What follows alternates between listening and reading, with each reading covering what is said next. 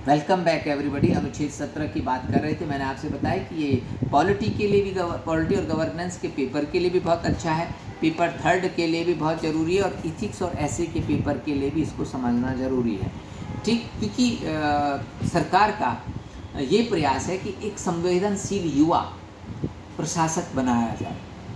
ठीक, जो अपने समाज के जो इस वर्ग पिछड़ गए हैं, ठीक है, जो मुख्य धारा से अभी तक नहीं जुड़ पाए हैं, उनके प्रति युवा का एक संवेदनशील कॉर्नर हो। ठीक है, इंटरव्यू में भी कई बार इस पर क्वेश्चन जरूर पूछे जाते हैं, आपका पर्सनैलिटी टेस्ट करने के लिए, आपका साइकोलॉजिकल टेस्ट करने के लिए कि आपको कितनी जानकारी है इन वर्गों के लिए। ठीक, क्योंकि समाज आज सरकार का एक मुख्य काम हो गया है कि जो पिछड़ गया है उसको मुख्य धारा में लाना। ठीक है, तो इसके लिए मैं ये बता दूं कि ये एक जो हम भारत में देखते हैं जातीय भेदभाव, ठीक है, अस्पृश्यता वगैरह, ये निश्चित रूप से एक क्षेत्रीय परिघटना कह सकते हैं, लेकिन ये अन्य देशों में भी विद्यमान रही है। ठीक है, अमेरिका में तो आप जानते हैं कि पूरा सिविल वॉर हो गया नस्लीय भेदभाव के कारण। ठीक है, श्वेत और अश्वेत का जो भेदभाव था, ठीक, उसके कारण हुआ है।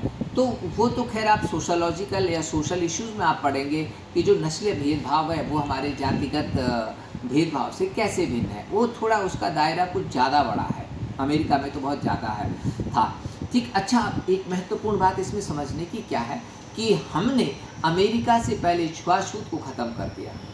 हमने जून 1955 में, ठीक है, अस्पृश्यता उन्मूलन कानून पारित कर दिया, और अमेरिका में 1 दिसंबर 1955 से नस्लीय भेदभाव को ख़त्म करने के लिए आंदोलन शुरू हुआ। इस आंदोलन का नाम था मॉन्टगोमरी बस बहिष्कार। ठीक है, मॉन्टगोमरी बस बहिष्कार का मतलब क्या था?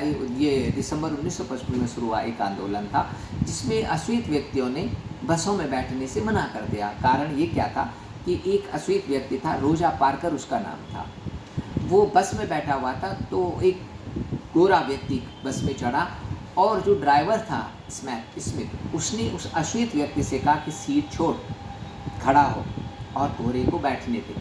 ठीक है, तो वो अश्वेत व्यक्ति तो क्या होते हैं, आपने देखे होंगे, अफ्रीकन हब्सी टाइप के हैं, वो तो एक ही मुक्के में दूसरे की जान ले लेंगे। ठीक, तो वो गुस्सा हो गया, ठीक, क्या मुझे उठने के लिए क्यों कहा? और आप तो जानते हैं हमारे गांधी जी को तो बेचारे को जो है अफ्रीका में ट्रेन से उठा करके थैला से भारी पटक दिया था।